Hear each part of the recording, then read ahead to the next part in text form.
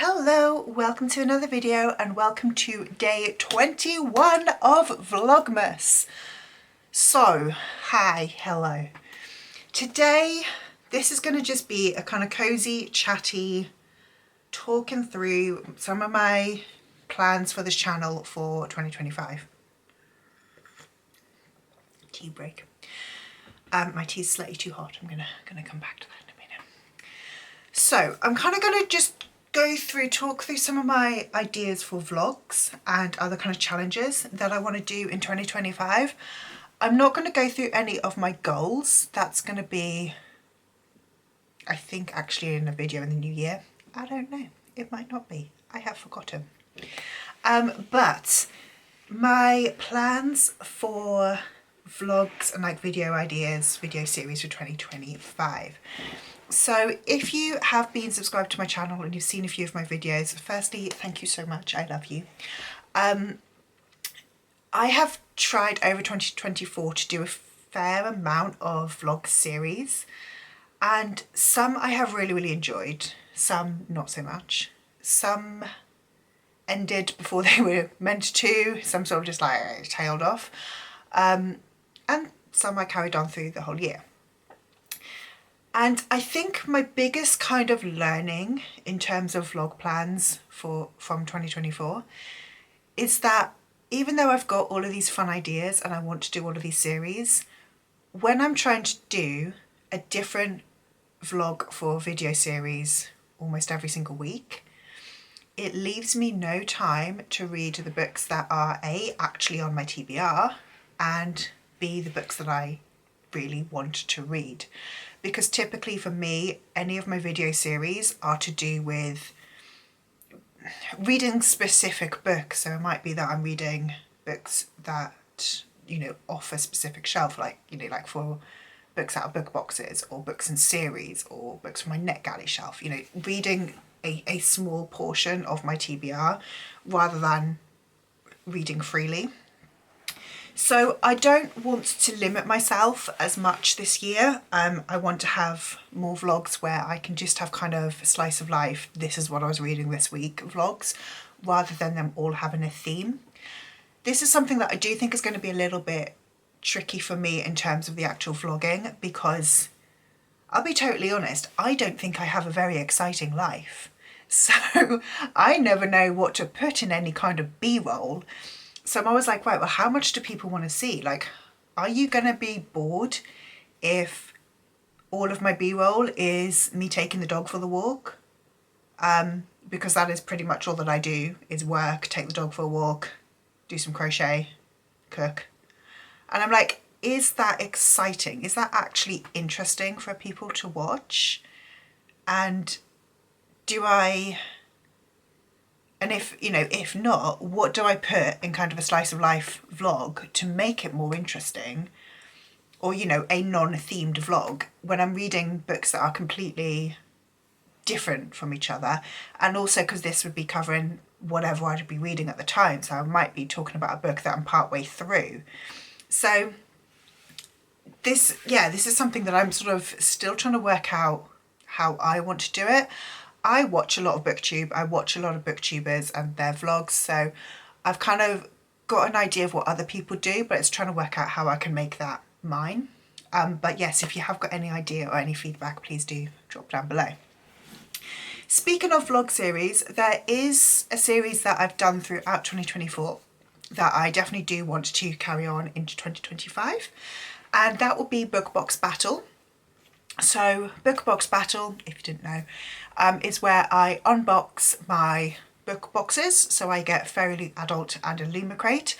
But my plan is for 2025, I am going to continue Book Box Battle. I'm probably going to continue it in the exact same format as it is at the moment,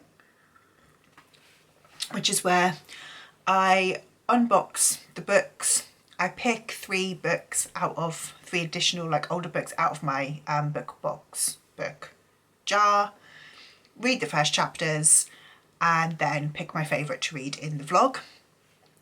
I enjoy that format because I find that reading the first chapters, even if I'm not going to read that book in the vlog, it piques my interest again. or it helps me kind of think, okay, that book might not be one that I'm actually will want to read. So it can help me sort of whittle out those books that maybe just aren't for me, that I'm just not the right person for that book. And this is it. I don't think there's anything wrong with having books that you're just not interested in. Not every single book can be for every single reader. But yeah, I'm really enjoying doing Book Box Battle, and I'm enjoying the way it's working as well at the moment. So that one is going to be a vlog series that continues. One of my main goals for 2025, and like I said, I'm not going to really get into like my actual goals, but my kind of plan for 2025 is to try to reduce my TBR. My TBR currently, I don't actually know how many it's at. At the beginning of this year, I think it was like 450-ish. I think it was slightly more, could have been 460. I suspect... I think it will have gone down actually, because I don't think I have hauled as many books. No, I've definitely read more books than I've hauled. And I've done quite a few unhauls. So my suspicion is my TBR of unread books is probably around about 400. But that's still so many books. In an ideal world, I'd like my TBR to sit around about that 100, 150 mark. Let's be honest, we're not getting it down to that. That's just not gonna happen, not in this year. But I would like to try and focus on the older books on my TBR. There are quite a number of books actually on my TBR that I bought in 2020. There are not too many left from 2019, or like prior to 2020, I should say. 2020 is really kind of when I started tracking my books and like tracking when I bought them and all of that sort of stuff. So I kind of vaguely did that a little bit in 2019, but not quite to the extent. So I've kind of my cut point is 2020 or before that. But I've probably got about 30 or 40 books on my shelves that were bought either in 2020 or prior to 2020.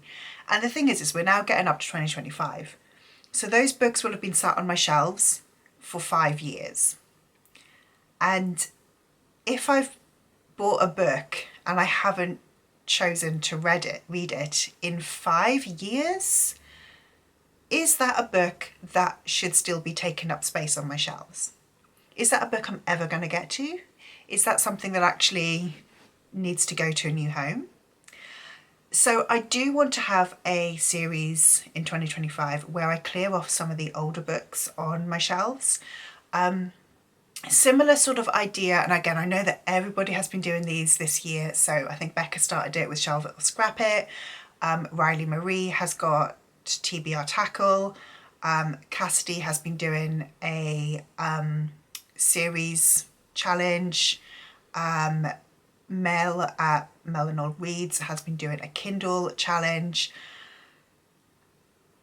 There's so many people who have been doing this sort of reducing your TBR type challenge, and I think I want to do something similar but with just the oldest books on my TBR. I don't know quite how this is going to look yet. I don't know whether this would be a monthly challenge, quarterly, bi-monthly. I don't know yet. I haven't fully considered. Again, let me know. Do you think that something like a sort of TBR, not, like a kind of basically reading the oldest books on my shelves in a sort of challenge, get this specific number down to 0 type series, would you like to see that monthly? Would you like to see that every other month, once a quarter, so you only get 4 in a year? How do you think that would work best? And yeah, what way would you like to see that? Let me know your thoughts. I really would appreciate them. There are a couple of other things as well that I'm going to be doing. So it's going to be another monthly video, will be my Brandon Sanderson read along. So I did announce this earlier this month. I'll link the video up here. But throughout 2025 and 2026, I'm going to be working my way through the Cosmere, reading a book every month. And I'm just going to do like a little reading vlog on them. So I feel like these are going to be monthly anyway, but they're going to be kind of aside from a main reading vlog. So they should just be, because it's just going to be the one book and it's just going to be kind of my thoughts on the book as I go. So hopefully it's not going to be a huge project. I'll be reading them alongside other books and other vlogs, so I'm not too concerned about this being like a big vlog project. But that's going to be happening too. And then finally, there are two other kind of vlog challenge ideas that I'm tentatively thinking about. The first one is, again, similar to, like I was saying, like Shelve It or Scrap It, etc. and a knocking out books. And that is, it's exactly, I was going to say it's inspired by, it's not. I'm copying Mel at Melanie Reads with her NetGalley reading challenge. So currently my NetGalley percentage is appalling. I think my NetGalley percentage is about 56%. It's honestly awful. And I think I've got over 50 books on my NetGalley. So I think I did start doing a NetGalley reading challenge in 2024, but I just sort of dropped it after a couple of months because I got a bit bored. So I want something that's a little bit more of an interesting way of doing it. If I want to do it at all, this is it, I just don't know. The thing is with my NetGalley, because I've got so many books that have been on there for so many years, again, there were books that I requested in 2020 on there.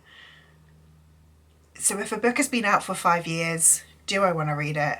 I have gone through and like got rid of the books that I really don't have any interest in anymore.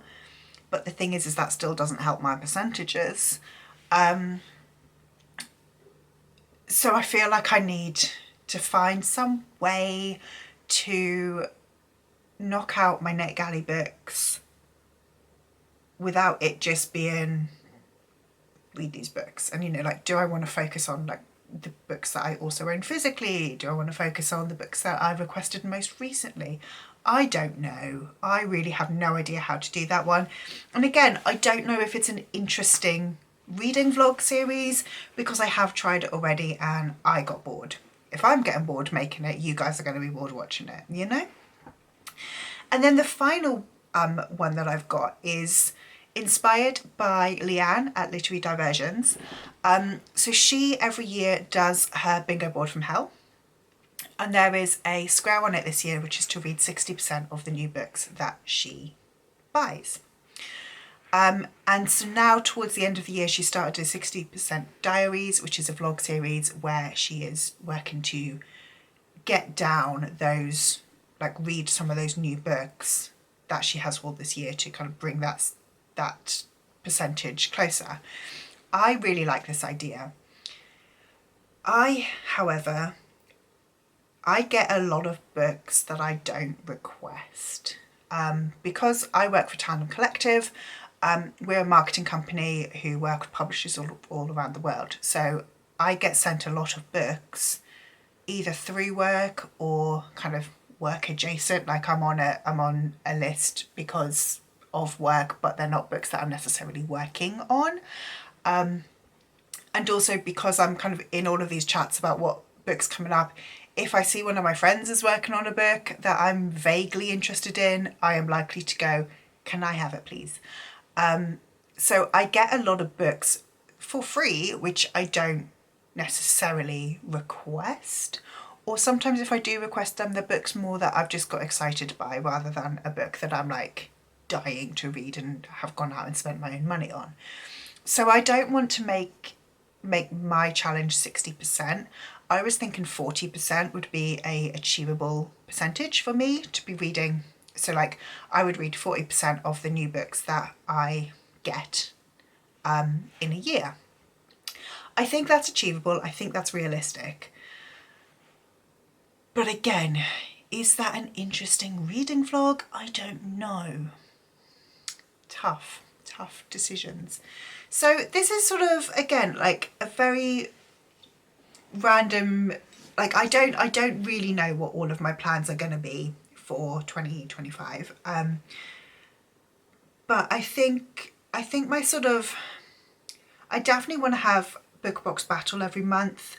I might do either like The Oldest Book or NetGalley or a 40%. I might do one of those 3 as a vlog each month as well. We've got Brandon Sanderson in there, but then that still leaves me a couple of weeks where I can kind of mood read and read books off my TBR, or read the books that I'm wanting to read rather than what I'm being made to read. And in fact, on that is one other thing that I've been debating, is TBR games. I love watching TBR games. TBR games are some of my favourite videos to watch, and I've had a TBR game which is Jenny's Jenga, and I do really enjoy playing it.